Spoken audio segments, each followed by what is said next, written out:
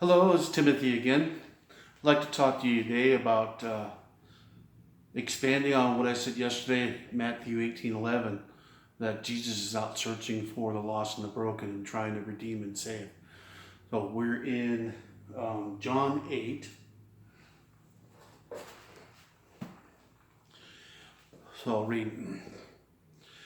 But Jesus went to the Mount of Olives. Now early in the morning he came again into the temple, and all the people came to him. And he sat down and he taught them. Then the scribes and the Pharisees brought to him a woman caught in adultery.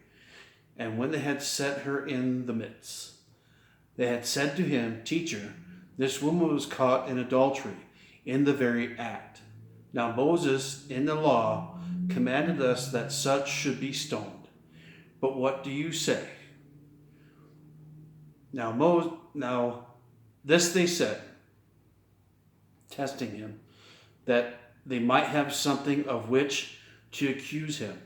But Jesus stooped down and wrote on the ground with his finger, as though he did not hear.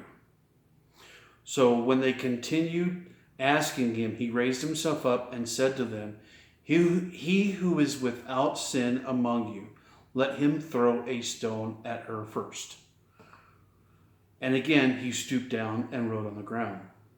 Then those who heard it, being convicted by their conscience, went out one by one, beginning with the oldest even to the last. And Jesus was left alone, and the woman standing in the midst. When Jesus raised himself up and saw that no one but the woman, he said to her, Woman, where are those accusers of yours? Has no one condemned you? She said, No, Lord. And Jesus said to her, Neither do I condemn you.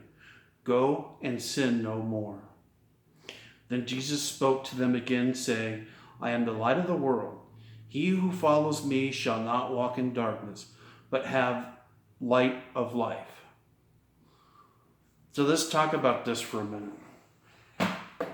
In the beginning of this parable, he's moving to the Mount of Olives. See, he already knows he's going to meet that woman. He already knows it's going to happen. He's omnipresent. His point was to meet that person in the moment they needed him the most. This lady's caught. They set her up, and they're going to throw stones at her. That was their very intent. Jesus edifies the stone throwers, and he redeems the lady that was caught in sin. That's his point. That's his purpose for everybody. Not just everybody that's been going to church for 50 million years and obeying all the laws and being right all the time. It's not exactly possible. Jesus is the only one who can do it. But there are people that are living a more Christ-like life. And sometimes they get a little off track and they want to put that kind of guidelines on everybody. Jesus never meant for that group to be stone throwers. He meant them to be like him, to redeem people, to say, hey, we're not going to throw stones. There's a thing called grace. Lord abounds in it. We're going to do the same thing. Hey, go now and sin no more. That verse is for everybody. It's an open invitation.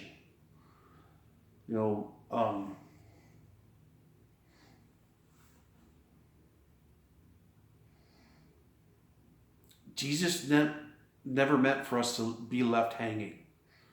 He paused there for a while and he let the stone throwers think about what they're about to do. Because Jesus never meant for us to take his judgment in hand and go about hurting other people in his name. That's not exactly the way he had planned. For a beginning believer, it's just enough to know that Jesus came to this woman's aid in their time of need, And instead of beating her down and letting people kill her, he actually set her free. He told her, go now and sin no more. He gave her a direction in life. He didn't just leave her hanging. This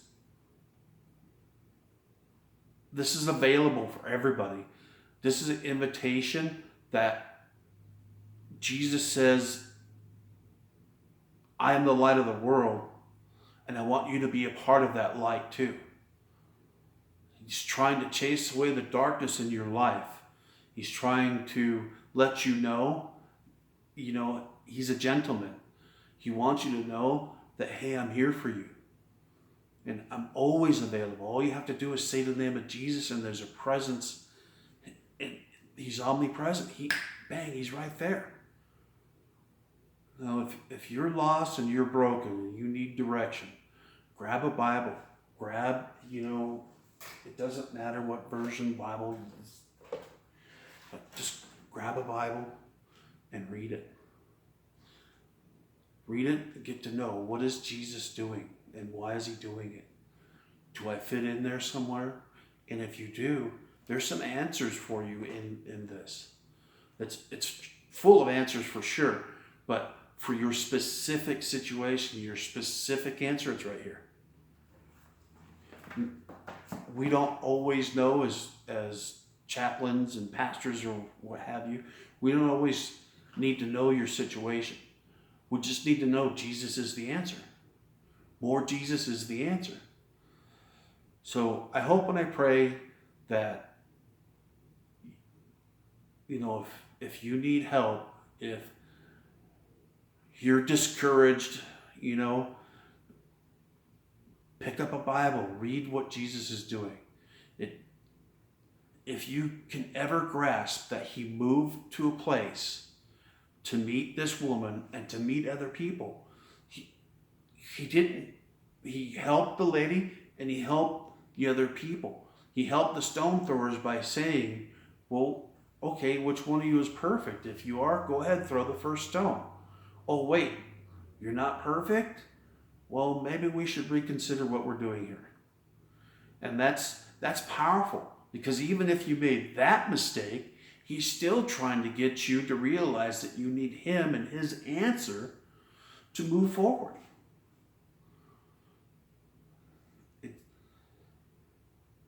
If you could just catch fire, if you could just, let your mind go away for a minute, let your heart absorb this, I'm guaranteeing you, without failure, Jesus will come in your life and he will totally, radically change everything.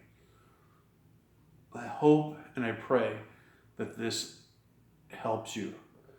And I would like to hear from you. If you want to leave a comment in the comment section below, I'd be more than happy to talk to you about what you're going through. So thank you very much, and keep being blessed.